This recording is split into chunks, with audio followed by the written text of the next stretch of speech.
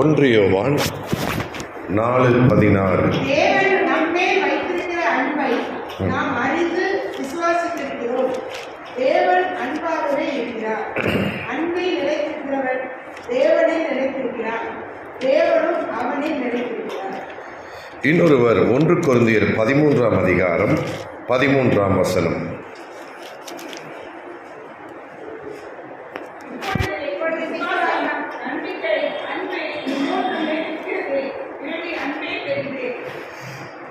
கடந்த வெள்ளிக்கிழமையிலிருந்து நாம் இந்த வசனத்தை நாம் தியானித்துக் கொண்டிருக்கிறோம். வெள்ளிக்கிழமை சாயங்காலத்தில் விசுவாசம், நம்பிக்கை, அன்பை 3 நிலைத்திருக்கிறது, இவைகளில் அன்பே பெரியது. இதில் விசுவாசத்தை குறித்து நம்ம தியானித்தோம். 2 விசுவாசத்தை நான் உங்களுக்கு பிரசங்கித்தேன். ஒன்று மனித விசுவாசம், இன்னொன்று தேவ விசுவாசம். இதில் தேவ விசுவாசம் வாழ்க்கையில் எப்படிப்பட்ட மாற்றங்களை தருகிறது, நாம் எப்படி தேவனை எளிமையாக தேவனுடைய வார்த்தையை கொண்டு நம்ம விசுவாசிக்க முடியும், விசுவாசத்தினால் உண்டாகும் ஆசீர்வாதங்கள், இவையெல்லாம் வெள்ளிக்கிழமை நாம் தியானித்தோம். நேற்றைய தினத்தில் நம்பிக்கை குறித்து நாம் தியானித்தோம். நம்பிக்கையில் 2 வகை நாம் தியானித்தோம். ஒன்று சாதாரண நம்பிக்கை, இன்னொன்று உறுதியான நம்பிக்கை. எபிரேயர் 10ஆம் அதிகாரத்தில் 23ஆம் வசனத்தை அடிப்படையாக கொண்டு சாதாரண நம்பிக்கைக்கும் உறுதியான நம்பிக்கைக்கும் உள்ள வித்தியாசத்தை நேற்று தியானித்தோம். அந்த நம்பிக்கை தான் விசுவாசத்தினுடைய ஒரு ஊக்குவிக்கையாக, அதாவது அதை தூண்டிவிடக்கூடிய ஒரு காரணியாக இருக்கிறது என்பதை நேற்றைக்கு டீட்டெயிலாக நாம் தியானித்தோம். ஒருவேளை நேற்றைக்கு நீங்கள் மீட்டிங் 2 நாள் வரலை, நான் ரொம்ப மிஸ் பண்ணிட்டேன் அப்படின்னா, நீங்கள் போகும்போது ஒரு வசன ஸ்டிக்கரை நீங்கள் என்கிட்ட வாங்கிட்டு போகலாம். மீட்டிங் வராதவங்களுக்கு வசன ஸ்டிக்கரா வந்த எல்லாருக்குமே தான், எல்லாருமே நீங்கள் வாங்கிக்கோங்க, இலவசம். இதில் கீழே யூடியூப் அந்த சேனல் நேம் இருக்குது. அந்த யூடியூப் சேனலுக்கு நீங்கள் போனீங்கன்னா நேற்றும் முந்தின நாள் நான் பேசின செய்தியினுடைய ஆடியோ யூடியூப்பில் பதிவேற்றம் செய்யப்பட்டிருக்கிறது. யூடியூப்பில் அவைலபிளாக இருக்குது. நீங்கள் இந்த ஸ்டிக்கரில் இருக்கிற இந்த சேனல் பேரை நீங்கள் டைப் பண்ணி யூடியூப்பில் அந்த மெசேஜஸை நீங்கள் கேளுங்க.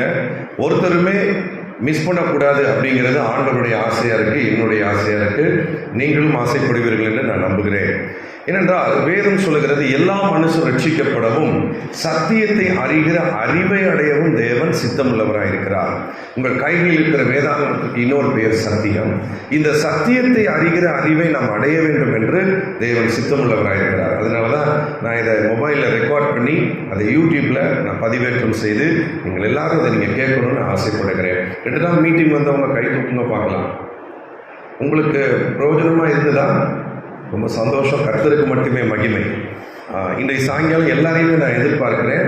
இன்றைய சாயங்காலம் நாங்கள் குடும்பமாக வரலான்னு இருக்கிறோம். வரலாமா? என்னுடைய மனைவி பிள்ளைகள்லாம் நான் கூட்டிகிட்டு வரேன். 3 பிள்ளைகள் எனக்கு இருக்கிறாங்க. ஸோ நாங்கள் இன்றைக்கி ஈவினிங் ஃபேமிலியாக வரோம். நீங்களும் ஃபேமிலியாக வாங்க.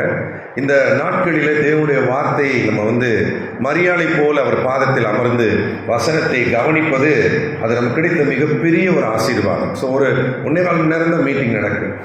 நான் 1989 நாங்கள் நெந்துகால கூட்டத்துக்கு நாங்கள் வந்தோம். விருதுநகர் தூய யோவான் ஆலயத்தில். நேற்றுக்கு அந்த சாட்சி நான் சொன்னேன். அப்போல்லாம் மீட்டிங் 6 மணிக்கு ஆரம்பிப்பாங்க, 9:30 மணி 10 மணிக்கு முடியும். ஊழியக்காரர் அந்த 10 மணிக்கு முடிச்சுட்டு ரயில்வே ஸ்டேஷனுக்கு வேகமாக போய் ட்ரெயின் ஏறி போவாங்க. ராஜா சிங், ஜெயசிங், பெனட்னு சொல்லி ஒரு 2 அங்கிள்ஸ், நாங்களாம் குட்டி பிள்ளைங்க. அவங்க வந்தாங்கன்னா ரொம்ப லேட் ஆகும். அவங்க சென்னைக்கு போகணும். லாஸ்ட் ட்ரெயினை பிடிக்கிறதுக்கு இங்கே முடிச்சுட்டு வேகமாக ஓடுவாங்க. அருமை நாயகம் தம்பதியர் அப்படின்னு சொல்லி ஒரு தம்பதியர் வருவாங்க. அவங்க ரொம்ப மகிழ்ச்சியாக இருக்கும். அந்த ஆன்டி பேங்க்கில் வேலை பார்த்தாங்க. அவங்க நிறைய பாடல்கள் பாடுவாங்க. அருமை நாயகம் ஐயா அவங்க ரொம்ப நகைச்சுவையாக தேவ செய்தி வழங்குவாங்க. சுசி பிரபாகர் தாஸ் 3 பாயிண்டில் பேசுவார். 3 பாயிண்ட் தான். அவ்வளோ அருமையாக இருக்கும் அவருடைய செய்திகள். அவர்களாம் நான் 11th 12th அப்போ படிக்கும்போது, நான் 11th அந்த 10th லீவில் ரட்சிக்கப்பட்டேன். எங்கள் வீட்டுக்கு அவரை நான் சைக்கிளில் கூப்பிட்டு போனேன். ரொம்ப ஃபேட்டாக இருப்பார், நான் ஒல்லியாக இருப்பேன். அப்போ வேணாம் தம்பிமார், இல்லைங்க அண்ணே, எங்கள் அம்மா உங்களை கூட்டிகிட்டு வர சொன்னாங்கன்னு சொல்லி தாக்கம் மிஷினரி அவர் நடத்துகிறார். தாக்கம்னு சொல்லி மணிப்பூரில் அவங்க மிஷினரி ஊழியர் நடக்குது. அவங்க வீட்டுக்கு ஜெபம் பண்ணிட்டு போவாங்க. இப்படி நிறைய ஊழியர்கள், துதி சங்கர் மறைந்து போனார். அவர் தான் 89 90களெல்லாம் வந்தார். மோகன்லாசர்ஸ்லாம் வந்தார் விருதுநகர் யோவான் ஆலயத்திற்கு. ஸோ கூட்டங்கள் பார்த்தீங்கன்னா அந்த 7 வாரம் பக்தி விருத்தியின் வாரம். ஸோ மற்ற வாரங்களை காட்டிலும் இந்த வாரங்கள் அதிகமாக சிலுவை பாடு, தியானம், உயிர்த்தெழுதலை நம்ம அதிகமாக தியானிக்கிற ஒரு காலம் இது. ஆகவே இந்த நாட்கள் நமக்கு விசேஷமானது. எத்தனையோ வட இந்தியாவில் நம்ம வீடியோ பார்க்கிறோம், சபை இல்லை. முந்தா நாள் கூட ஒரு வீடியோ எனக்கு அனுப்பியிருந்தாங்க. குஜராத்தில் ஒரு கிராமத்தில் அவங்க பார்த்தீங்கன்னா எவ்வளவோ கிலோமீட்டர் நடந்து சென்று ஒரு ஏதோ ஒரு இது மாதிரி கிரவுண்டில் ஒரு சின்ன பாலடைந்த கட்டடம் போல இருக்கு, அங்கே தேவனை ஆராதிக்கிறாங்க. அப்படிங்கும்போது நமக்கு ஆண்டவர் அருமையான ஒரு இடத்தை கொடுத்திருக்கிறார். ஆகவே இதை நம்ம பயன்படுத்தி கொள்ளணும். ஆமென். ஆகவே உங்களை நான் அன்போடு கூட நான் உங்களை அழைக்கிறேன். இந்த நாள் சாயங்கால கூடவே உங்களுக்கு மிக ஆசீர்வாதமாக இருக்கும். ஆகவே நாம் தொடர்ந்து இந்த விசுவாச நம்பிக்கையை தியானிப்போம். இன்றைக்கு நம்ம பார்க்க போறது என்னன்னா, அன்பை குறித்து நாம் தியானிக்க போகிறோம். இந்த வசனம் எப்படி முடியுது பாருங்க, இவைகளில் அன்பே பெரியது. அப்ப அன்புதான் முக்கியம், விசுவாச நம்பிக்கை முக்கியம் இல்லை அப்படின்னு நம்ம எடுக்கக்கூடாது. நேற்றைக்கு அதுதான் நான் சொன்னேன், இம்மூன்றும் நிலைத்திருக்கும் அப்படின்னு போட்டிருக்கு. மூணுமே அழியாது. விசுவாசம் அழியாது, நம்பிக்கை அழியாது, அதே போல அன்பும் அழியாது. இந்த மூன்றிலும் அன்பு பெரியதாக இருக்கிறது, விசுவாச நம்பிக்கை அதை விட கொஞ்சம் சிறியதாக இருக்கிறது. மூன்றுமே ரொம்ப பிரதானம் என்று நேற்றைக்கு நம்ம தியானித்தோம். இன்றைக்கு அன்பை பார்க்க போகிறோம். இப்போ சகோதரி வாசித்தாங்க 1 யோவான் 4:16 என்ன போட்டிருக்கு பாருங்க, தேவன் நம்மேல் வைத்திருக்கிற அன்பை நாம் அறிந்து விசுவாசித்திருக்கிறோம். எத்தனை பேர் உண்மையிலேயே தேவன் உண்மை அன்பா இருக்கிறார் நீங்க அறிந்திருக்கிறீங்க? எஸ், நம்ம எல்லாருமே அறிந்திருக்கிறோம். அதனாலதான் இங்க வந்திருக்கிறோம். நேற்றைக்கு என்னுடைய தாயாருடைய சாட்சி நான் சொன்னேன். நாங்கள் ஒரு பூர்வீகமான ஒரு இந்து குடும்பத்தை நாங்கள் சேர்ந்தவர்கள், சைவ வணக்கமுடையவர்கள். அப்ப என் தாயாருக்கு சுகந்தி என்கிற ஆண்டி, அவங்க யோவான் ஆலயத்தின் விசுவாசி, அவங்க சொன்னாங்க இயேசு உன்னை நேசிக்கிறார். இதை அவங்க அறிந்த உடனே மீட்டிங்க்கு உடனே வரமாட்டேங்கிறாங்க, ஆனால் 2-3 வாரங்கள்ல வந்தாங்க. ஸோ அதை அறிந்ததுனாலதான் மனிதன் ரட்சிக்கப்படுகிறார். இயேசு உங்களை நேசிக்கிறார் என்பதை நாம் அறிந்திருக்கிறோம். அதுல எந்த ஒரு மாற்று கருத்தும் இல்லை. மற்ற மதத்தை சேர்ந்தவங்க கூட இயேசுவை அவங்க ஒத்துக்கிறாங்க, இயேசு எங்களை நேசிக்கிறார், இயேசு எங்கள் மேல் பிரியமா இருக்கிறார், எல்லாருமே ஏத்துக்கிறாங்க. ஆனா 2வது பாயிண்ட் தான் நான் பேச போறேன். தேவன் நம்ம மேல் வைத்திருக்கிற அன்பை நாம் அறிந்து விசுவாசித்திருக்கிறோம். எத்தனை பேர் நாம் விசுவாசிக்கிறோம்? தேவன் என்மேல் அன்பா இருக்கிறார், என்மேல் பிரியமா இருக்கிறார் என்று நாம் விசுவாசிக்கிறோமா? அறிவது வேற, விசுவாசிக்கிறது வேற. அறிவது அப்படின்னா 2 வகையான மெசேஜ் இருக்கு. ஒரு தேவ செய்தி என்பது ஒரு மெசேஜ் என்னன்னா இன்ஃபர்மேஷன் மெசேஜ், ஒரு தகவலை கொடுப்பது. ஒரு 10 வசனத்தை அப்படியே உங்களுக்கு கொடுக்கிறது அப்படின்னா தட் இஸ் இன்ஃபர்மேஷன். ஆனா இன்ஸ்பைரேஷன் அப்படின்னா என்ன? 2வது இன்ஸ்பைரேஷன். இன்ஸ்பைரேஷன் என்றால் அந்த செய்தியானது உங்களை தூண்டுவது, உங்களை ஊக்குவிப்பது, உங்களை செயல்பட முனைப்பது, உங்களை செயல்பட வைப்பது. உதாரணத்திற்கு இயேசு உங்களை நேசிக்கிறார் அப்படிங்கிறது இன்ஃபர்மேஷனாகவும் ஏத்துக்கலாம், இன்ஸ்பைரேஷனாகவும் ஏத்துக்கலாம். இன்ஃபர்மேஷன் எப்படி?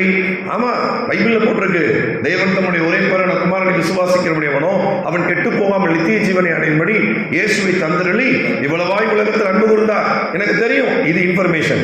ஆனா இன்ஸ்பைரேஷன் என்னன்னா, இன்றைக்கு என்னை யார் இப்படி நேசிக்கிறார்கள், இன்றைக்கு என்னை மனிதர்கள் அப்படி நேசிக்கிறார்களா, என் உறவுகள் அப்படி நேசிக்கிறதா? எல்லாரும் கண்டிஷனல் லவ்ல இருக்கிறாங்க, நிபந்தனை அன்பை செலுத்துகிறார்கள். 1001 ரூபா மொய் செஞ்சா 1001 ரூபா கரெக்டா செய்யறாங்க. ஒரு நிபந்தனையோடு கூடிய அன்பு தான் உலகம் கொடுக்கிறது. ஆனா இயேசு கிறிஸ்து நிபந்தனையற்ற அன்பை மேல் வைத்திருக்கிறார். நான் பாவியாய் இருக்கும் போது கிறிஸ்து தாமே எனக்காக மரித்ததினால் தேவன் என் மேல் வைத்த அன்பை விளங்க பண்ணி இருக்கிறார். சோ இன்ஸ்பைரேஷன் அப்படின்னா என்னன்னா, என்னை இயேசுவை போல யார் நேசிக்கிறார்கள்? ஒருவரும் இல்லை. அப்படியானால் இயேசு உண்மையிலே என்னை மிக மிக நேசிக்கிறார். இந்த அன்பை நான் ஏற்றுக்கொண்டு இந்த அன்பிலிருந்து நான் எல்லாம் செய்ய போறேன். அதான் இன்ஸ்பைரேஷன். உதாரணத்துக்கு சகோதரிகள் எல்லா மீட்டிங்ஸ்லையும் நீங்க தான் அதிகமாக வருவீங்க. ஸோ உங்களுடைய சமையலை எடுத்துக்கொள்ளுங்க. நீங்க கிறிஸ்துமஸ் அன்னைக்கு செய்யற சமையல் ரொம்ப ரொம்ப டேஸ்டா இருக்கும். உங்களுக்கு சப்போர்ட்டா நான் பேசிட்டு இருக்கிறேன். எஸ், அதே மாதிரி உங்க பிள்ளைகளின் பிறந்த நாள் அன்னைக்கு நீங்க செய்யற சமையல் ரொம்ப பிரமாதமா இருக்கும், ரொம்ப சுவையா இருக்கும். மற்ற நாட்கள் கொஞ்சம் குறைவாகத்தான் இருக்கும். பிள்ளைகள் ஸ்கூலுக்கு லேட் ஆகிடும், லஞ்ச் பாக்ஸ் கொடுப்பீங்க. அப்போ நீங்கள் பிள்ளைங்க கேட்க, என்ன லஞ்சுமா மதியானம்? அதுவா முக்கியம், பஸ் வருது போ, எதையோ செஞ்சிருக்கிறேன் போய் சாப்பிட ஓடு. அன்றைக்கு இந்த பிள்ளைங்க வந்து சொல்லுங்க, என்னம்மா சாப்பாடு நல்லாவே இல்லை மதியானம். அது கடமைக்கு செய்வது சமையல். ஆனால் கிறிஸ்துமஸுக்கும் பிறந்த நாளுக்கும் நீங்கள் செய்கிறது இருக்கு பாருங்க, அது கடமையிலிருந்து செய்யல, அது அன்பிலிருந்து செய்கிறீங்க. அதனால அது அறுசுவையாக இருக்கிறது, அது மிக சுவையாக இருக்கிறது. அப்போ நம்மளுடைய ஆவிக்குரிய வாழ்க்கை, பக்திக்குரிய வாழ்க்கையுமே நீங்க கடமைக்கு ஜெபம் பண்ணி பாருங்க, நல்லாவே இருக்காது. கடமைக்கு பைபிள் படிச்சு பாருங்க, நல்லாவே இருக்காது. ஆனா இயேசு என் மேல் பிரியமாயிருக்கிறார் என்று நீங்க விசுவாசித்து பைபிள் எடுத்து படிங்க, அன்னைக்கு மட்டும் நீங்க பைபிள் படிக்கிறது ரொம்ப இனிமையா இருக்கும். தாவீது அப்படிதான் சொல்றார், நாள் முழுவதும் அது என் தியானம். உடைய வேதத்தில் நான் எவ்வளவு பிரியமா இருக்கிறேன்.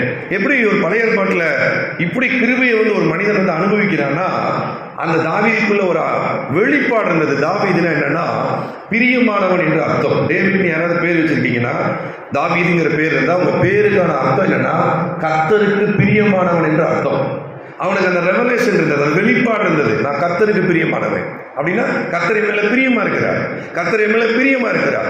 இந்த வெளிப்பாட்டுல, இந்த விசுவாசத்துல கடவுள் அவன் மேல வைத்திருந்த நம்பிக்கை, அந்த அன்பை நம்பினதுனால, கர்த்தருடைய அன்பை அவன் விசுவாசித்ததுனால கரடியை கொல்ல முடிந்தது, சிங்கத்தை கொல்ல முடிந்தது, கோலியாத்தை கொல்ல முடிந்தது, அவருடைய கிருபை 150 சங்கீதம் பாட முடிந்தது. பழைய ஏற்பாட்டிலே ஒரு மனிதன் இப்படி கடவுளுடைய அன்பை நம்பியிருக்கிறான்னா, அவனுக்காக இயேசு சிலுவையில் ரத்தம் சிந்தல, அவன் காலத்தில் இயேசு கிறிஸ்து வரல, அவனுக்கு அந்த ரத்தத்தினால் உண்டாகிய பாவமன்னிப்பாகிய மீட்பு கிடைக்கல, அப்படி ஒரு கிருபையினால் அவன் நீதிமானாக்கப்படல, அவனே அப்படி கடவுளுடைய அன்பை நம்புகிறான்னா, புதிய ஏற்பாட்டில் இயேசு வந்த பிறகு நமக்காய் பிறந்து மரித்து உயிர் தெழுந்த இந்த ஒரு காலத்துல நம்ம அதை விட அதிகமாய் கர்த்தருடைய அன்பை நம்ம நம்பணும், ருசிக்கணும். எத்தனை பேர் ருசிக்கிறீங்க? கர்த்தர் நல்லவர் என்பதை ருசித்து பாருங்கள். அவர் மேல் நம்பிக்கையா இருக்கிற மனுஷன் பாக்கியம். ஹல்லேலூயா. அப்ப இங்க போட்டிருக்கு, நாம் அறிந்து விசுவாசித்திருக்கிறோம். நம்ம எப்ப விசுவாசிக்கிறோம் கரெக்டா சொல்லட்டா? கடவுள் என் மேல அன்பா இருக்கிறார் எப்போ நம்ம நம்புறோம்னு கரெக்டா சொல்லட்டா? நமக்கு எல்லாம் நல்லதா நடந்துச்சுன்னா நம்ம நம்புவோம், கடவுள் என் மேல பிரியமா இருக்கிறார், எனக்கு எல்லாமே நல்லதா நடக்குது, மனசுக்குள்ளதான் வேண்டுனேன், உடனே அப்போது நடந்துருச்சு, கர்த்தர் என் மேல எவ்வளவு பிரியமா இருக்கிறார். சாட்சி சொல்லும் போது நம்ம அழுதுகிட்டே கூட நம்ம சொல்லுவோம். ஆனா எப்போ நம்ம நம்பவே மாட்டோம் தெரியுமா? கடவுள் என் மேல பிரியமா இருக்கிறாருங்கிறத எப்போ நம்பவே மாட்டோம்னா, நமக்கு ஏதாவது ஒண்ணு பாதகமா நடந்துருச்சு, கொஞ்சம் நெகட்டிவா நடந்துருச்சு, கொஞ்சம் வித்தியாசமா ஒரு தோல்வியா நஷ்டமா நடந்துருச்சுன்னா உடனே நம்ம வாயில இயேசுவின் மேல் பிரியமா இருக்கிறார் அப்படின்னு சொல்ல மாட்டோம். அதுக்கு பதிலா என்ன சொல்லுவோம்னா, கடவுள் என்னை சோதிக்கிறாரு, கடவுள் என்ன செய்யறாரு, என்னை டார்ச்சர் பண்றாரு, என்ன மட்டும் அவருக்கு பிடிக்கவே மாட்டேங்குது அப்படின்னு சொல்லாம சொல்லுவோம். இன்னும் ஒரு சிலர் ரொம்ப ஞானமா பேசுவாங்க, என்னன்னா நான் யாருக்கு என்ன பாவம் பண்ணேன், நான் யாருக்கு என்ன கெடுதல் பண்ணேன், நான் எவ்வளவு பெரிய யோகிய சிகாமணி தெரியுமா, நான் எவ்வளவு பெரிய நீதிமான் தெரியுமா அப்படின்னு சொல்ல மாட்டாங்க. அதுக்கு மீனிங் மட்டும் சொல்லுவாங்க, நான் யாருக்கு என்ன துரோகம் பண்ணேன். அப்ப நல்லா கவனிங்க, நம்ம ரொம்ப நல்லவர்களா இருக்கிறதுனால கடவுள் நம்மளை ஆசீர்வதிக்கிறது இல்லை. கர்த்தர் நல்லவராக இருக்கிறதுனால அவர் கிருபையினால நம்மளை அவர் ஆசீர்வதிக்கிறார். அந்த கிருபையை உயர்த்துறவங்க ஒரு அலையிலேயே சொல்லலாம், கிருபை தான். நம்ம படிப்பு, திறமை, ஞானம் ஒண்ணுமே கிடையாது, நமக்கு நல்லா தெரியும். நான் காலேஜில் தான் ஃபர்ஸ்ட் ரேங்க் வந்தேன், ஸ்கூல்ல எல்லாம் ஃபர்ஸ்ட் ரேங்க் வந்ததே கிடையாது. காலேஜ் 2 வருஷம் கழிச்சு படித்தேன், அதனால படிப்பு இவ்வளோ முக்கியம்னு வழியோடு படித்தேன். 2 வருஷம் நான் படிக்காமல் ஊழியத்துக்கு போயிட்டேன். சென்னையில் ஒரு ஊழியக்காரத்தை ஊழியத்துக்கு போய் அங்கே ரொம்ப கஷ்டப்பட்டு ஊழியமே வேணாண்டா அப்படிங்கிற அளவுக்கு வெறுப்பை கொடுத்துட்டாங்க. அந்த ஊழியத்தில் அக்கௌண்டண்ட்டாக என்னை சேர்த்தாங்க, மீட்டிங் கோஆர்டினேட்டராக சேர்த்தாங்க. ஒரு +2 முடிச்சுட்டு நான் போயிட்டேன். போனால் அங்கே என்னை அடிமையாக வச்சுக்கிட்டாங்க. காலையில் 5 மணிலேருந்து பால் பாக்கெட் வாங்கிட்டு போகிறதுலேருந்து ராத்திரி 1 மணி வரைக்கும் எனக்கு வேலை. அந்த ஊழியக்காரர் தூங்கின பிறகு நாங்கள் வரணும், வந்து தூங்கி காலையில் 5 மணிக்கு எப்போ நான் என் துணியை துவைக்க, எப்போ நான் என்னுடைய டியூட்டிஸை நான் பார்க்க, ரொம்ப சித்திரம் வேலை.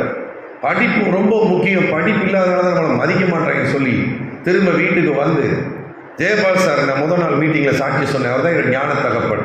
எனக்கு ஞானஸ்தானம் எடுக்கும்போது ஞான தகப்பனா அவர் சைன் பண்ணார். வெறும் பேருக்கு மட்டும் இல்லை, ஞான தகப்பனா வாரத்தில் ஒரு நாள் வீட்டுக்கு வருவார். என்கிட்ட வந்து கேட்பார், பைபிள் படிச்சியா, ஜெபம் பண்ணியா, மனப்பாட வாசனை சொல்லு. வீட்டுக்கு வந்து நான் கேட்பேன், யாருமே ஒரு வீட்டில் வந்து என்னை கொஸ்டின் கேட்குறேன், இவர் தான் ஞான தகப்பேன். ஸோ அந்த 15 வயதில் ரட்சிக்கப்பட்ட பிறகு முதல் சந்தோஷப்பட்டது அவர் தான். கிராம ஊழியத்துக்கு என்னை கூட்டிகிட்டு போனது அவர் தான். கூட்டிகிட்டு போய் குளூர் சந்தை கிட்ட ஒரு கிராமத்தில் அங்கே தெருப்பிரசங்கம் மைக்கு கொடுத்து பண்ணுங்கிறார். 15 வயசு, எனக்கு ஒன்றுமே தெரில. நான் சொல்கிறேன், சார் நான் என்ன பிரசங்கம் பண்ண? அவர் சொன்னார், நான் உனக்காக ப்ரேயர் பண்ணுறேன், உனக்கு ஏசு யார், உனக்கு ஏசு எப்படிப்பட்டவர், உன் வாழ்க்கையில் உனக்கு என்ன செஞ்சார் அதை மட்டும் சொல்லு. ஸோ அப்படிதான் தெருப்பிரசங்கத்தில் அவர் எனக்கு பழக்க வைத்தார். ஸோ இந்த சார் அவர்கள் எங்கள் வீட்டுக்கு வர்றாரு. நான் சொல்கிறேன், சார் நான் படிக்கணும் சார். அவர் எங்கள் அப்பாட்ட பேசுகிறார், எங்கள் அப்பா முடியாதுன்னு சொல்கிறாரு. எனக்கு வைராக்கியம், ஒரே ஒரு சான்ஸ் கொடுங்க, நான் படித்து காட்டுறேன். அப்போ அவர் சொல்கிறாரு, சார் ஜெயபால் சார் சொல்கிறாரு, நீங்கள் சேர்க்கணுன்னா காலேஜில் சேருங்களா, நான் இவனை கொடைக்கானல் கிறிஸ்டியன் காலேஜில் நான் சேர்த்து விட்றேன், நான் படிக்க வைக்கிறேன்ட்டார். உடனே எங்கள் அப்பா, இல்லை நானே படிக்க வைக்கிறேன் அப்படின்னு சொல்லி தேவாங்கர் ஆர்ட்ஸ் காலேஜ் அருப்புக்கோட்டையில் 2001 to 2004 நான் படிக்கிறேன். வெறியோட படிக்கிறேன், வலியோட படிக்கிறேன், ஃபர்ஸ்ட் ரேங்க், முதல் ரேங்க் எடுக்க கர்த்தர் கிருபை செய்தார். இப்படி நல்லா கவனிங்க, தேவன் நம்மேல் பிரியமாய் இருக்கிறார் என்பதை நீங்க விசுவாசிக்க ஆரம்பிச்சீங்கன்னா உங்க வாழ்க்கையில தேவன் உங்களை முதல் தரத்தில் உங்களை வைப்பார். எதிர்ப்பு விசுவாசிக்கிறீங்க? நான் உண்மையிலே சொல்றேன், நான் ரொம்ப நல்லவைங்கிறதுனால கர்த்தர் என்னை வந்து ஃபர்ஸ்ட் ரேங்க் கொண்டு வரல, யூனிவர்சிட்டி ரேங்க் வந்தேன். எங்க வீட்லயே நம்பல, என் தங்கச்சியும் நம்பல, நீயா ஃபர்ஸ்ட் ரேங்க், நீ யூனிவர்சிட்டி ரேங்கா அப்படின்ட்டு. எங்க அப்பாலாம் காலேஜுக்கே வந்துட்டாரு, ஏதோ ஃபர்ஸ்ட் ரேங்க் உண்மையா அப்படின்னு சொல்லி கேட்க வந்தார். கர்த்தர் நல்லவர் என்பதனாலதான் கர்த்தர் பேதைகளை ஞானிகளை வெட்கப்படுத்தும்படி பயன்படுத்துகிறார். எத்தனை பேர் சொல்றீங்க என்னுடைய உயர்வுக்கும் என் வெற்றிக்கும் காரணம் கர்த்தர் நல்லவர்? தொடர்ந்து உங்களுக்கு அவர் நல்லவராகவே இருப்பார். அப்போ சூழ்நிலைகள் நெகட்டிவாக மாறும்போது நம்ம என்ன செஞ்சிடறோம் அப்படின்னா கர்த்தருடைய அன்பை விசுவாசிக்கிறதுல சந்தேகப்படுகிறோம். இந்த நாளில் இந்த செய்தியில கர்த்தர் ஒன்னே ஒன்று செய்ய போறாரு, என்னன்னா இந்த சந்தேகத்தை அழிக்க போறாரு. இங்க இருந்து நம்ம புறப்பட்டு போகும்போது கொஞ்சம் கூட சந்தேகமே இல்லாம நம்ம புறப்பட போகிறோம். நம்ம தேவனுடைய அன்புல பயங்கர விசுவாசத்தோட புறப்பட போகிறோம்.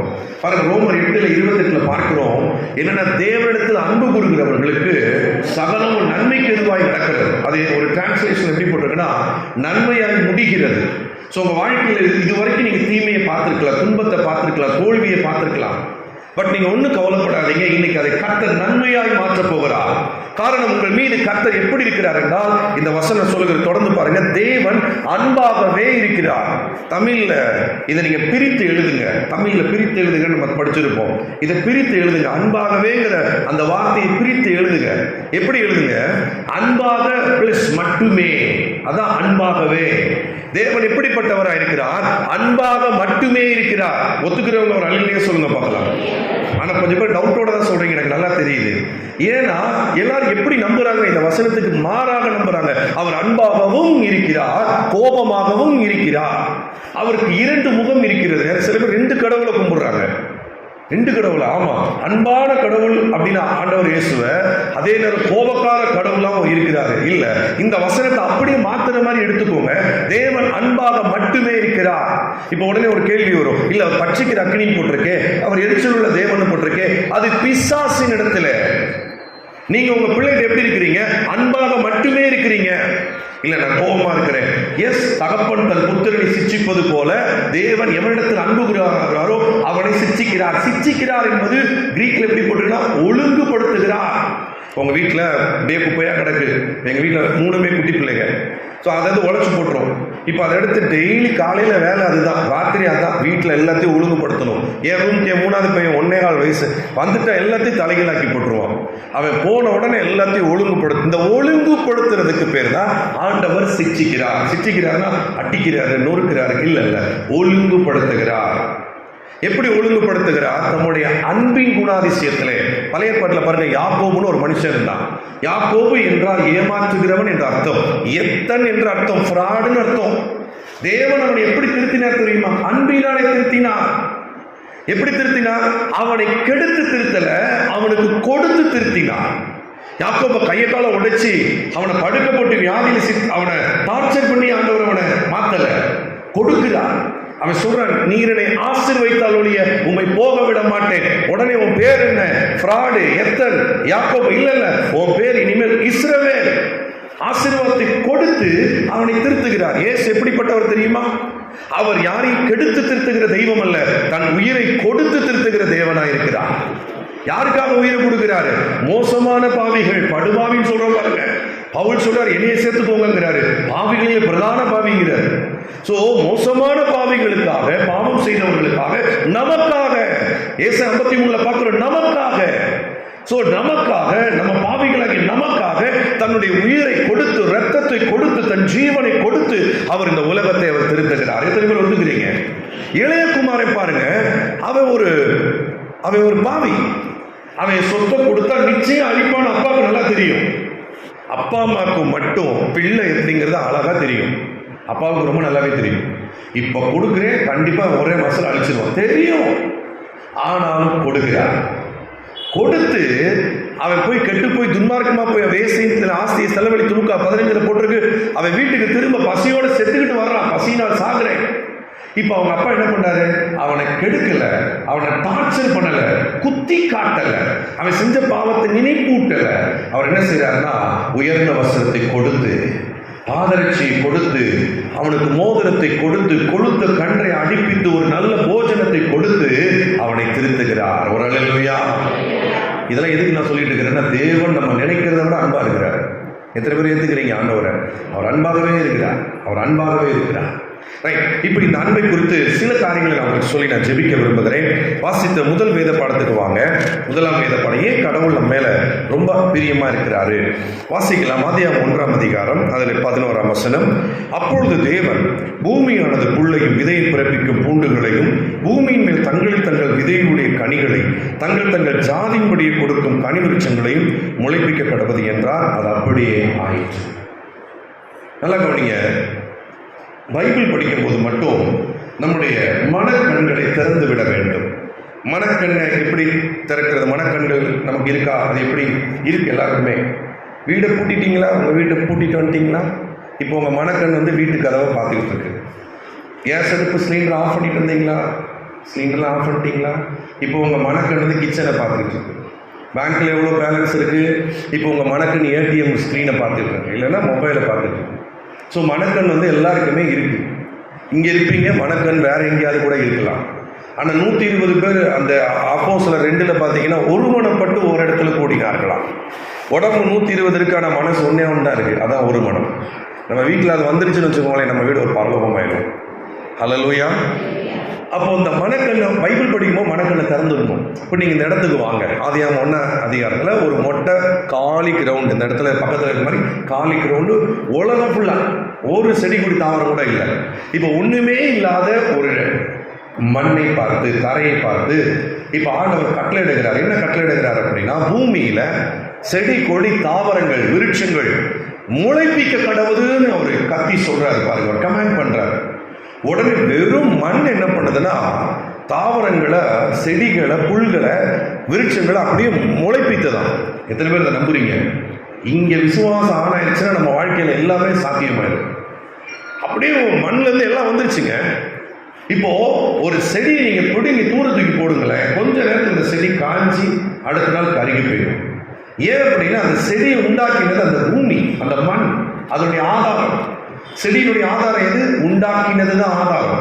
எது உண்டாக்கினது? மண்ணு தான் உண்டாக்கினது. பூமியை பார்த்து கட்டளையிட்டா பூமி தான் உண்டாக்கினது, பூமி தான் ஆதாரம். இப்ப ஆதாரத்திலிருந்து அதை பிடுங்கும் போது, அது ஆதாரத்தை விட்டு பிரியும் போது அது செத்து போய்விடுகிறது. இதெல்லாம் எதுக்கு சொல்றேன்? 3வது பாயிண்ட்ல வரும் பாருங்க. அடுத்து 20:21 பின்பு தேவன் நீந்தும் ஜீவ ஜந்துக்களையும்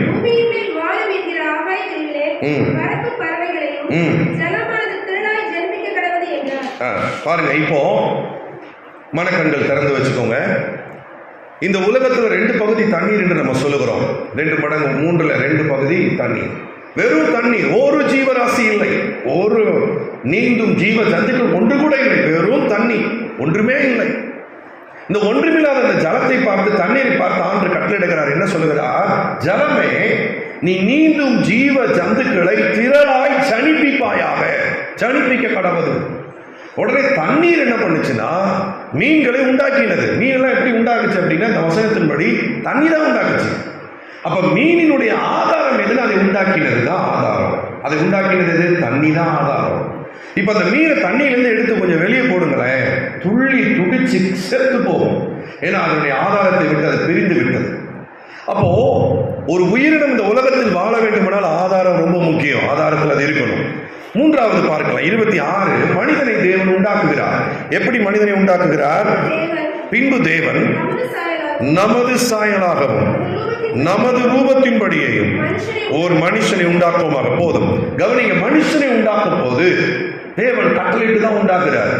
எப்படி தாவரங்களை, செடிகளை உண்டாக்கும் போது கட்டளையிட்டாரோ, மீன்களை உண்டாக்கும் போது கட்டளையிட்டாரோ, அதே போல மனிதனை கட்டளையிட்டு தான் உண்டாக்குறார். எங்க கட்டளையிடுகிறார் பார்த்தீங்கன்னா, மண்ணை பார்த்து கட்டளையிடல, தண்ணீரை பார்த்து கட்டளையிடல, அவர் தன்னை பார்த்து கட்டளையிடுகிறார். நமது சாயலாக நமது ரூபத்தின்படி மனுஷனை உண்டாக்குவோமாக. இப்ப மனிதன் எங்கிருந்து உண்டாக்கப்படுகிறான் அப்படின்னு பார்த்தீங்கன்னா, அவன் தேவனிடத்திலிருந்து உண்டாக்கப்படுகிறான். தேவனிடத்தில் எப்படி உண்டாக்கப்படுகிறான்? அந்த வசனம் சொல்லுது, தேவ சாயலாக, தேவ ரூபத்தின்படி. அப்ப மனிதனுடைய ஆதாரம் என்ன அப்படின்னா மண்ணு கிடையாது. மனிதனுடைய ஆதாரம் என்ன? தண்ணீர் கிடையாது. மனிதனுடைய ஆதாரம் தேவனே. இப்போ ஒரு செடி பிடுங்கப்படும் போது எப்படி உலர்ந்து கருகி போகிறதோ, ஒரு மீன் எப்படி தண்ணீரிலிருந்து வெளியே எடுக்கப்படும் போது அது துள்ளி துடித்து செத்து போகிறதோ, அதுபோல மனிதன் ஆதாரமாகிய தேவனை விட்டு பிரியும் போது, அதைதான் லூசிபர், சர்ப்பமாகிய பொல்லாத பிசாசு என்ன பண்ணா அப்படின்னா, ஆதாம் ஏவாளை தேவனை விட்டு பிரித்தான். எப்படி பிரிக்கிறானா? பாவம் செய்ய வைத்து. ஒரு மனிதன் பாவம் செய்யும் போது, பாவம் சும்மா கிடையாது, பாவம் சாதாரண விஷயம் கிடையாது, விளையாட்டு கிடையாது. பாவம் ஒரு மனிதன் செய்யும் போது ஆதாரத்தை விட்டு அவன் பிரிகிறான். ஆதாரத்தை விட்டு அவன் பிரியும் போது, ஒரு மரத்தை பிடுங்கி போட்டா என்ன ஆகும் யோசிச்சு பாருங்க. ஒரு மீனை வெளியே போட்டா என்ன ஆகும்? அதற்கான ஆக்சிஜன் கிடைக்காது, அதுக்கான சத்து கிடைக்காது, அதுக்கான உணவு கிடைக்காது. அதுபோல ஒரு மனிதன் தேவனை விட்டு பிரியும் போது என்ன நடக்குது? ஆதாரத்தை விட்டு பிரியும் போது மீன் துள்ளி துடிப்பது போல மனிதன் செத்து, இந்த உலகத்தில் செத்து வாழுகிறான். எப்படி ஒரு செடி உலர்ந்து கருகி போகிறது, அதுபோல ஒரு மனிதனுடைய வாழ்க்கை வாடி போக ஆரம்பித்து விடுகிறது. என்ன சொல்றாங்க? அந்த காலத்துல நான் அப்படி இருந்தேன், நான் நல்ல சுகமா இருந்தேன், பலமா இருந்தேன், அப்ப நான் எனக்கு அவ்வளவு ஞானம் அறிவு, இப்ப அப்படி இல்லை. இப்ப எனக்கு மறதி, இப்ப எனக்கு வியாதி, இப்ப எனக்கு கடன், இப்ப எனக்கு போராட்டம், இப்ப எனக்கு பிரச்சனை, வாடி போகிற ஒரு வாழ்க்கை. சில திருமண நாளை கொண்டாடுறதே கிடையாது. ஏன்னா அதை நினைக்கும் போது வேதனை. சில பேர் வீட்டில் ஆல்பம் தொலைஞ்சே போய் கிடக்கு, சீடியை காணும், கல்யாண சீட்டில் அதையே ஞாபகப்படுத்துறீங்க. ஏன்னா போட்டோகிராஃபர் சொல்லிட்டார், நம்மளை பார்த்து சொல்லிட்டார், கடைசியாக ஒரு அடிச்சிருங்க. லாஸ்ட்டாக போட்டோ எடுக்கும்போது சொல்லுவாங்கல்ல, லாஸ்ட்டாக ஒரு அடிச்சிருங்க, அதோட முடிஞ்சது சந்தோஷம். தேவ பிள்ளைகளே, இன்றைக்கு நாம் எப்படி வாழ்ந்து கொண்டிருக்கிறோம்? லூக்கா 2:52 பார்க்கிறோம், இயேசுவானவர் ஞானத்திலும் வளர்த்தியிலும் மனுஷ தயவிலும் தேவ கிருபையிலும் அதிகமாய் விருத்தி அடைந்தார். விருத்தி என்றால் வளர்ச்சி. கிறிஸ்தவ வாழ்க்கை என்பது வாடி போகிற வாழ்க்கை அல்ல. கிறிஸ்தவ வாழ்க்கை என்பது அது செத்து போகிற, ஒரு மடிந்து போகிற, ஒரு துவண்டு போகிற, ஒரு அசட்டை பண்ணப்பட்ட ஒரு வாழ்க்கை அல்ல. அது வளர்ந்து கொண்டே இருக்கிற வாழ்க்கை. இயேசுவானவர் விருத்தி அடைந்தார். இன்றைக்கு நாம் அப்படி விருத்தி அடைய வேண்டும் என்று அவர் விரும்புகிறார். ஆகவேதான் அவர் சாயலாக, அவர் ரூபமாக கர்த்தர் நம்மை உண்டாக்கி இருக்கிறார். எத்தனை பேர் சந்தோஷப்படுறீங்க? நான் கர்த்தருடைய மாஸ்டர் பீஸா இருக்கிறேன். ஆமென். நீங்க ஒரு மாஸ்டர் பீஸ், நீங்க ஒரு ஜெராக்ஸ் காப்பி கிடையாது. சில பேர் சொல்லுவாங்க, நான் ஏன் பிறந்தேனே தெரியல, அப்படிலாம் சொல்லாதீங்க. உங்களுக்கு தனித்துவமா ஒன்று படைத்திருக்கிறார். ஒரு வேப்ப மரத்திருக்கிற ஒரு வேப்ப இலை இருக்கு பாருங்க, ஒரு வேப்ப இலை, அது போல உலகத்தில் இன்னொரு இலை கிடையாதான். ஒரு இலையை கூட தேவன் தனித்துவமா படைச்சிருக்கிறார். மனுஷனை அதை விட விசேஷமாய் படைத்திருக்கிறார். உங்களை போல இந்த உலகத்துல இன்னொருத்தவங்க கிடையவே கிடையாது. இதை மட்டும் நீங்க நினைச்சு பாருங்களேன், உங்களுக்குள்ள கவலையே வராது. உங்களை ஆண்டவர் பார்த்து இந்த உலகத்துல உருவாக்கி இருக்கிறார் தனித்துவமாக. ஏனென்றால் தேவன் ஒரு ஜெராக்ஸ் மாதிரி உண்டாக்கல. ஏன்னா ஒவ்வொருத்தவங்களுக்கும் ஒரு பெரிய திட்டத்தை வச்சிருக்கிறார், தரிசனத்தை வைத்திருக்கிறார். இந்த உலகத்துல எது காஸ்ட்லி பாருங்க? தங்கம் ரொம்ப விலை கூட, ஏன்னா அதெல்லாம் ரேர். பட்டு சேலை விலை கூட, பட்டு சேலை 10 லட்சத்துக்கு கூட இருக்கு ஒரு சேலை. ஏன்னா ஏன் அதுக்கு அவ்வளோ விலைன்னா அந்த டிசைன் இன்னொன்று கிடையாது. இந்த உலகத்தில் அரிய வகை பொருட்கள் எல்லாமே விலையேறப்பட்டதாக இருக்கும். ஆனால் பாருங்கள், கருவேப்பிலையை பாருங்கள் அப்படி கொடுத்துருவாங்க. வாயில் சேலை ஆடி டிஸ்கவுண்ட்டில் கொடுத்துருவாங்க. கத்திரிக்காய் விலை கம்மியாகிடுச்சுன்னா, தக்காளிலாம் 5 ரூபா வந்துருச்சுன்னா எடுத்துகிட்டு போங்க எக்ஸ்ட்ரா. ஏன்னா அதெல்லாம் மதிப்பு மிக்கது கிடையாது. ஆனால் ரேராக இருக்கிறது பாருங்க, அதான் உலகத்தில் விலையேறப்பட்டது. நீங்கள் ரேர், நீங்கள் உங்களை மாதிரி இன்னொருத்தவங்க கிடையாது. கர்த்தர் உங்களை தனித்துவமாக ஏன் படைச்சிருக்காரு? உங்களுக்கு கொடுத்த ஒரு தனி திட்டம் வைத்திருக்கிறார், தரிசனம் வைத்திருக்கிறார். என் தரிசனம் என்ன? உங்க தரிசனம் என்ன? பிள்ளைகளை வளர்ப்பது, பிள்ளைகளை திருமணம் செய்து கொடுப்பது, இது தரிசனம் கிடையாது. வாழ்க்கையில் ஒரு பார்ட், அவ்வளவுதான். தரிசனம் தெரியுமா? உலகம் எங்கும் ஆண்டுடைய சுவிசேஷத்தை அறிவிப்பது. அல்லேலூயா சொல்றீங்களா? ஆமென். சகல ஜாதிகளை சீசராக்குவது தேவனுடைய தரிசனம். அதற்காக தான் தேவன் நம்மை ரட்சித்திருக்கிறார். யார்கிட்டயாவது ஒரே ஒரு பொருளை நீங்க யாருக்காவது கொடுத்துருக்கீங்களா? ஒரே ஒரு பொருள் தான், என்கிட்ட ஒன்னே ஒன்று இருக்கு, அதை நான் கொடுப்பேன். யாருமே கொடுக்க மாட்டோம். 2 இருந்தா கொடுக்கலாம், 1 இருந்தா எப்படி கொடுப்போம்? ஆனா பிதாவுக்கு ஒரே பேரான குமாரன் இயேசு ஒன்னே ஒண்ணுதான், ஒரே குமாரன். ஆனா அவரை நமக்கு கொடுத்தாரா? அப்ப நம்மள ஆண்டவர் எவ்வளவு நேசிக்கிறார் பாருங்க. நம்முடைய ஒரே பேரான குமாரனை நம்ம எல்லாருக்காக அவர் ஒப்பு கொடுத்தார். ரைட்? அப்போ தேவன் நம்ம மேல் ஏன் பிரியமா இருக்கிறார்? ஆதாரத்திலிருந்து உங்களுக்கு நான் பேசிக்கிட்டு இருக்கிறேன். தேவன் நம்ம மேல் ஏன் பிரியமா இருக்கிறார் என்றால், நாம் அவராலே பிறந்திருக்கிறோம், தேவனாலே நாம் பிறந்திருக்கிறோம். ஆகவே கர்த்தர் நம்ம மேல் பிரியமா இருக்கிறார். இன்னும் நான் சற்று உங்களுக்கு நான் விளக்க விரும்புகிறேன். மத்தேயு எழுதின சுவிசேஷம் 3ஆம் அதிகாரம், அதில் கடைசி வசனத்தை நீங்கள் வாசிக்கும்படி நான் கேட்கிறேன். 17ஆம் வசனம். அன்றியும் வானத்திலிருந்து ஒரு சத்தம் உண்டாகி, இவர் என்னுடைய நேசகுமாரன், இவரில் பிரியமாயிருக்கிறேன் என்று உரைத்தது. நன்றாய் கவனியுங்கள். இயேசு கிறிஸ்து இப்பொழுது 30 வயது. அவர் தன்னுடைய தச்சு வேலைகள் அனைத்தையும் விட்டுவிட்டு பிதாவுடைய சித்தத்தை நிறைவேற்றும்படி ஊழியத்திற்கான குறித்த வேலை வந்ததினால் இப்ப யோர்தான் நதிக்கரையில் ஞானஸ்தானம் எடுத்து யோர்தான் நதிக்கரையில் ஏறுகிறார். இப்ப கரையேறி கொண்டிருக்கும் பொழுது வானத்திலிருந்து பரிசுத்த ஆவியானவர் புறாவின் ரூபம் கொண்டு அவர் மேல் வந்து இறங்குகிறார். பிதாவாகிய தேவன் மகிழ்ச்சியின் பெருக்கத்தில் அவர் ஒன்றை சொல்கிறார். என்னவென்றால், இவர் என்னுடைய நேசகுமாரன், இவரில் நான் பிரியமாயிருக்கிறேன். யோசித்து பாருங்கள். இயேசு கிறிஸ்து ஒன்றுமே இன்னும் செய்யவில்லை. ஊழியம் ஆரம்பிக்கல. இன்னும் 40 நாள் உபவாசத்தை கூட இன்னும் முடிக்கல. இனிமே தான் ஃபாஸ்டிங் இருக்கணும். இன்னும் ஒரு பிரசங்கம் கூட அவர் பண்ணல. ஒரு அற்புதங்களை அவர் செய்யவே இல்லை. இன்னும் மரித்தோரை எழுப்பவே இல்லை. இன்னும் ஊழியத்தை ஸ்டார்ட் பண்ணவே இல்லை. ஆனா பிதா என்ன சொல்றாரு? இவர் நேசகுமாரன். இப்ப நம்ம பிள்ளைகள் இருக்காங்கல்ல, நம்ம பெற்ற பிள்ளைகள், ஒரு 2 பிள்ளைங்க 3 பிள்ளைங்கன்னா எந்த பிள்ளையை நம்ம கொஞ்சம் அதிகமாக நேசிப்போம்? யோசிச்சு பாருங்க. எந்த பிள்ளை பொறுப்பாக இருக்கோ அது மேலே கொஞ்சம் ஒரு அதிக அன்பு இருக்கும். அப்படி தானே? பொறுப்பு இல்லாத பிள்ளை மேலே அன்பு அதிகமாக வைப்பீங்களா? அப்படி கிடையாது. எது அதிக மார்க் வாங்குதோ அதுக்கு ஒரு ப்ரைஸ் கொடுப்போம். எது நல்ல பிள்ளையா இருக்கோ அதுக்கு கொஞ்சம் அதிகபட்ச அன்பு. ஆனால் தேவன் அப்படி இல்லை. இப்போ இயேசு ஒன்றுமே பண்ணலை, இன்னும் மினிஸ்ட்ரியும் ஆரம்பிக்கல, ஒன்றுமே பண்ணலை. ஆனால் அவர் சொல்றாரு, நீர் நேசகுமாரன். இன்னைக்கு இந்த ஆலயத்தில் வந்திருக்கு நம்மளை பார்த்து ஆண்டவர் சொல்றாரு, நீ என்னோட நேசகுமாரன், நீ நேசகுமாரத்தி. ஆண்டவரே, நான் அப்படியா இருக்கிறேன்? பார்க்கலாம். 4ஆம் அதிகாரம் மத்தேயு 4:3 வாசிக்கலாம். அப்பொழுது சோதனைக்காரன் இயேசுவினிடத்தில் வந்து, நீ தேவனுடைய குமாரனே ஆனால். பார்த்தீங்களா? பிசாசுக்கு பிடிக்கல. பிசாசு என்ன சொல்றான்? நீர் தேவனுடைய குமாரனே ஆனால். பிதா என்ன சொன்னாரு? 3:17 பாருங்க. நீர் என்னுடைய நேசகுமாரன். அதாவது புரியும்படி சொல்றேன், நீர் தேவனுடைய நேசகுமாரனே ஆனால். அப்படிதான் அவன் சொல்லணும். ஆனா அவன் எப்படி சொல்றான்? நீர் தேவனுடைய குமாரனே ஆனால், நீர் தேவனுடைய நேசகுமாரனே ஆனால். அப்படி சொல்லல. நீர் தேவனுடைய குமாரனே ஆனால். ஏன் அப்படி சொல்றான்? அவனுக்கு இன்னொரு பேரு திருடன். யோவான் 10:10 போட்டிருக்கு, திருடன் திருடவும் கொல்லவும் அழிக்கவுமே அன்றி வேறு ஒன்றுக்கும் வரான். அவனுக்கு வேற ஒண்ணுமே தெரியாது. அவனுக்கு என்ன தெரியும்னா, நல்லது செய்ய தெரியாது, கெட்டது செய்யலாம் தெரியும். அதனாலதான் அவன் சாப்பிட்டான். அவன் சத்துரு தானே, அவன் நம்ம எதிரி தானே, அவன் எப்படி நமக்கு நல்லது செய்வான்? அப்ப இங்க போட்டிருக்கு, அவன் திருடுறான். என்ன திருடுறான்? நேசம்ங்கிற வார்த்தையை திருடிட்டான். நீ தேவனுடைய நேசகுமாரனே ஆனால் அப்படி சொல்லாம, நீ தேவனுடைய குமாரனே ஆனால். பிசாசுக்கு இன்னொரு பேர் என்னன்னா, அவன் வஞ்சிக்கிற ஆவி. ஏவாளை வஞ்சித்தான் என்று வசனம் சொல்லுகிறது. அவன் ஏமாத்துறவன். அவன் என்ன சொல்லி ஏமாத்துவான் தெரியுமா? நீ இயேசுவின் பிள்ளை, ஆனா நீ இயேசுவுக்கு பிரியமான பிள்ளை இல்ல. இப்ப இந்த பொய்யை நம்பிட்டோம்னு வச்சுக்கோங்களேன், நம்ம ஆண்டவர் நம்ம மேல அன்பா இருக்கிறாருங்கிறத ஏத்துக்கிடவே மாட்டோம். எல்லாத்துலயுமே நமக்கு டவுட் வரும். அவன் எப்படி டவுட்டை கொண்டு வருவான்? அவனை நான் காட்டி கொடுக்குறேன். இயேசுவை காட்டி கொடுத்தால, அவனை நான் காட்டி கொடுக்குறேன். யாருன்னு நல்லா கவனிங்க. அவன் என்ன சொல்லுவான்னா, வாழ்க்கையில பாரு எவ்வளவு பிரச்சனை, உன்னை எப்படி அவர் நேசிக்கிறார் நீ நம்புற? உன்னை அவர் நேசிக்கிறார்னா உனக்கு ஏன் இந்த பிரச்சனை? உன்னை அவர் நேசிக்கிறார்ல, அப்படியே உனக்கு இந்த போராட்டம். நீ தான் ஜோம் பண்ற, சர்ச்சுக்கு போற, லென்த் மீட்டிங்க்கு, தியான கூட்டத்துக்குலாம் நீ வர்ற, தசமபாகம் கொடுக்குற, ஊழியம் செய்யற, ஆனா உனக்கு எந்த பிரச்சனை? உன்னை அவர் நேசிக்கல. பொய் சொல்லுவான். அவன் பொய்யன், பொய்க்கு பிதாவா இருக்கிறான். இயேசு கிறிஸ்து படகுல இருக்கிறாருங்க. நித்திரையா இருந்தாருன்னு போட்டிருக்கு. மூல பாஷையில நித்திரை செய்வது போல காணப்பட்டாருன்னு போட்டிருக்கு. அமைதியா இருக்கிறாரு. இப்ப என்ன நடக்குது? கடல் கொந்தளிக்குது, காற்று பெருங்காற்று அடிக்குது.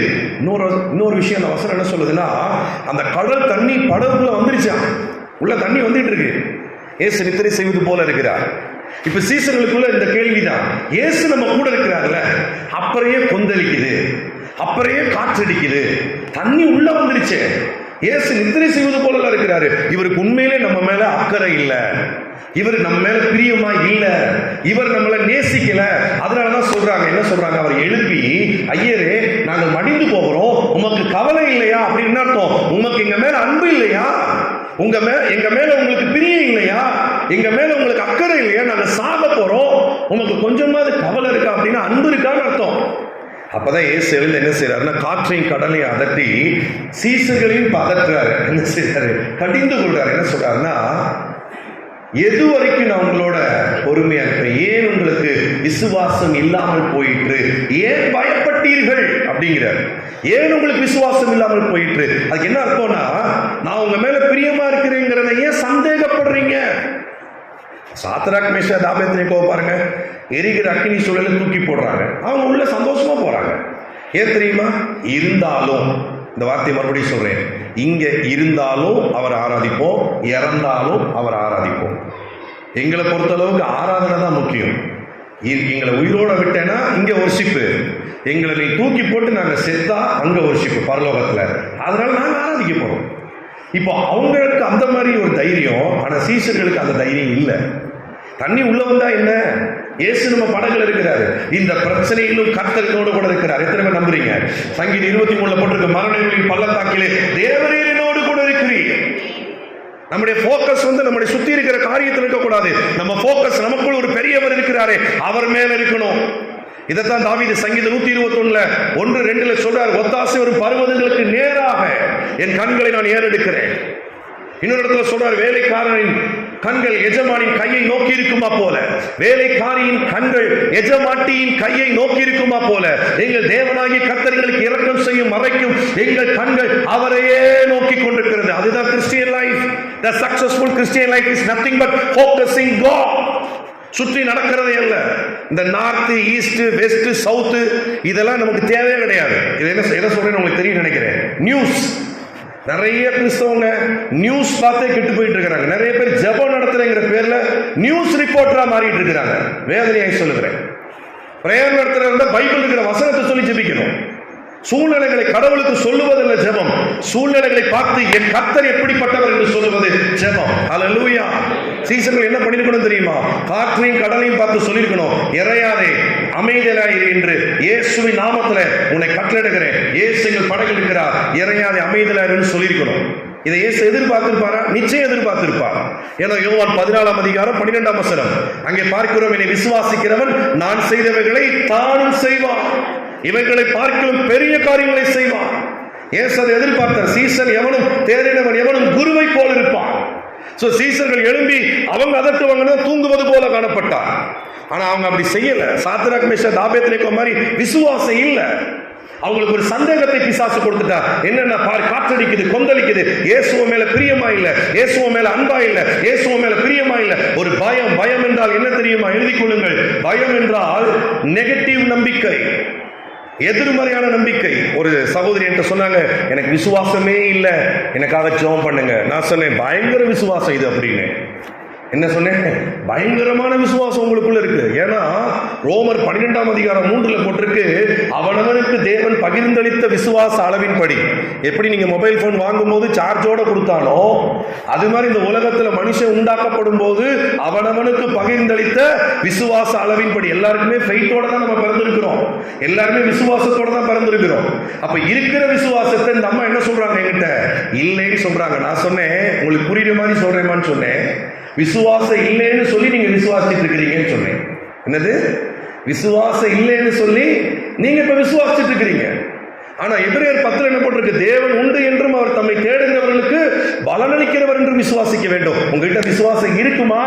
ரோமர் 12:3 பாருங்க, உங்களுக்குள்ள இருக்கு.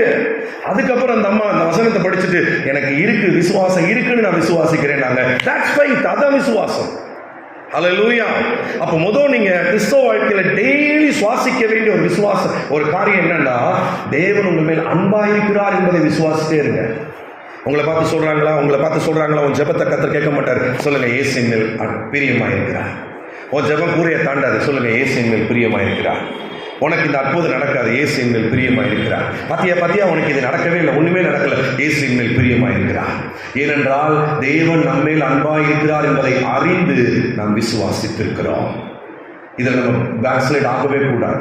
ஸோ இப்போ பிசாஸ் என்ன சொல்றாரு? நீ தேவனுடைய குமாரன். பிதா என்ன சொல்றாரு? நீ தேவனுடைய நேசகுமாரன். இப்போ எதை நம்ம நம்ப போறோம்? பிதா சொல்றது தான் நம்ம நம்பணும். ரைட். இப்போ ஒரே ஒரு பாயிண்ட் நான் சொல்ல போறேன். உங்க பிள்ளைகள் உங்களுக்கு ரொம்ப பிரியமா இருக்கிறாங்களா? கோடு போட்டதில் நடக்கிற மாதிரி இருக்கிறாங்களா? சின்ன பிள்ளையில இருந்து நீங்க அப்படி இருந்திருக்கிறீங்களா? நம்ம அப்படி இருந்திருக்கிறோமா? யோசிச்சு பாருங்க. சில பேர் சொல்லுவாங்க, பிள்ளையை பெற்று கூட சொன்னா தொல்லையை பெற்று கொடுத்துருக்கு அப்படிம்பாங்க. பிள்ளைகள் பல வேலைகள் நமக்கு பிரியமா இல்லை. சில பேர் முகத்திலே தெரியுது, என் பிள்ளை பெரிய பையன், பெரிய பிள்ளை, எனக்கு கீழ்ப்படியவே மாட்டேங்கிறாங்க. அப்ப பிள்ளைகள் அநேக நேரங்களில் நமக்கு பிரியமாவே இல்லை. நம்ம சொல்ற மாதிரி ரேங்க் எடுத்துட்டு வர்றாங்களா? நம்ம சொல்றதை கேட்கிறாங்களா? இல்லை.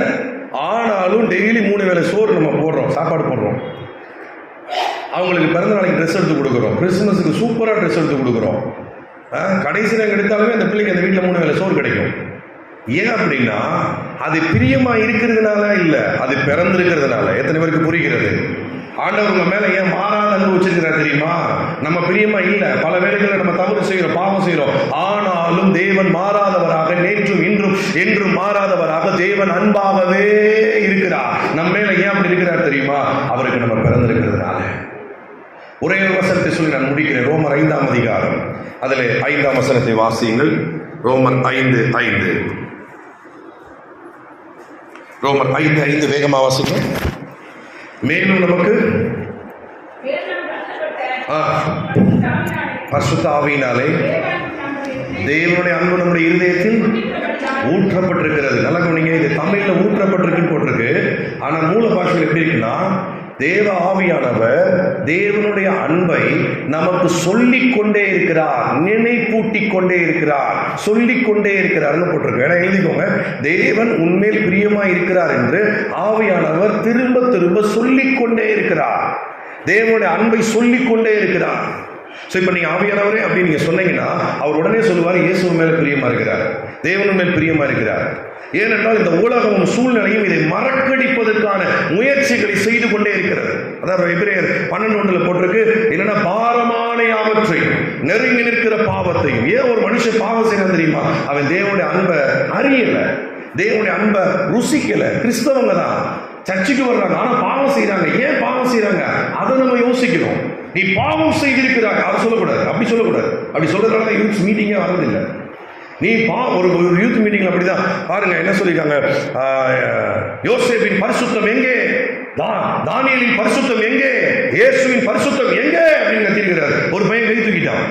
கை தூக்கணும்னே அவரு என்ன அப்படின்னு இருக்காரு. அவன் சொல்லிக்கான், அது எங்கேன்னு தெரியல தான் இங்கே வந்திருக்கிறேன், உங்களுக்கும் தெரியல, ஏதாவது காட்டு கத்திட்டு இருக்கிறீங்க, டேய் வாடா போலான்னு சொல்லிட்டு எங்க போயிட்டாங்க. ஸோ பரிசுத்தம் அப்படின்னாலே நிறைய பேர் தவறான அர்த்தம் வச்சிருக்கிறாங்க. பரிசுத்தம்னா நீங்க வீட்டில் போய் படிச்சு பாருங்க, எபேசியர் 1:3-4-5 படிச்சு பாருங்க. அன்பிலே பரிசுத்தம் உள்ளவர். அன்புதான் பரிசுத்தம். இப்ப பாருங்க, பரலோகத்தில் சேனைகளின் கர்த்தர் பரிசுத்தர் பரிசுத்தர் பரிசுத்தர் சொல்றாங்க. ஏன் அப்படி சொல்றாங்க?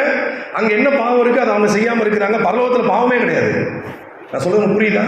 அங்க ஒரு பாவமும் கிடையாது. அப்புறம் எப்படி அவங்க பரிசுத்தர் அப்படின்னா, வசனம் சொல்றது அன்பிலே பரிசுத்தர். பிதா இயேசுவை நேசிக்கிறார், ஆவியானவரை நேசிக்கிறார். இயேசு பிதாவை நேசிக்கிறார், ஆவியானவரை நேசிக்கிறார். ஆவியானவர் பிதாவை நேசிக்கிறார், இயேசுவை நேசிக்கிறார். இந்த திரித்துவ தேவன் ஒருவர் நேசிக்கிறார். இதுதான் பரிசுத்தம். நல்லா கவனிங்க. அன்பா இருக்கிறவங்க தப்பு செய்யவே மாட்டாங்க. அல்லேலூயா.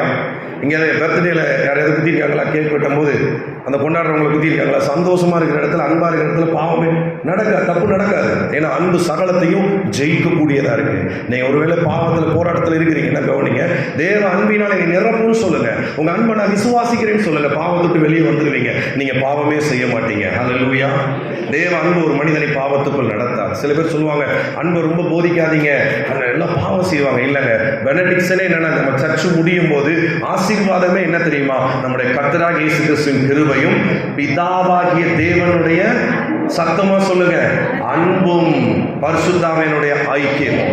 கிருபை போதிக்கப்படுது, ஐக்கியம் போதிக்கப்படுது, அன்பு போதிக்கப்படுது ரொம்ப குறைவா இருக்கு. அதனாலதான் கிறிஸ்தவர்கள் பாவம் துரோகம் செய்கிறார்கள். எங்க அன்பு அதிகம் மோதிக்கப்படுகிறதோ, வசனம் சொல்லுது, எவனுக்கு அதிகம் மன்னிக்கப்படுகிறதோ அவன் அதிகமாய் அன்பு கூறுவான்.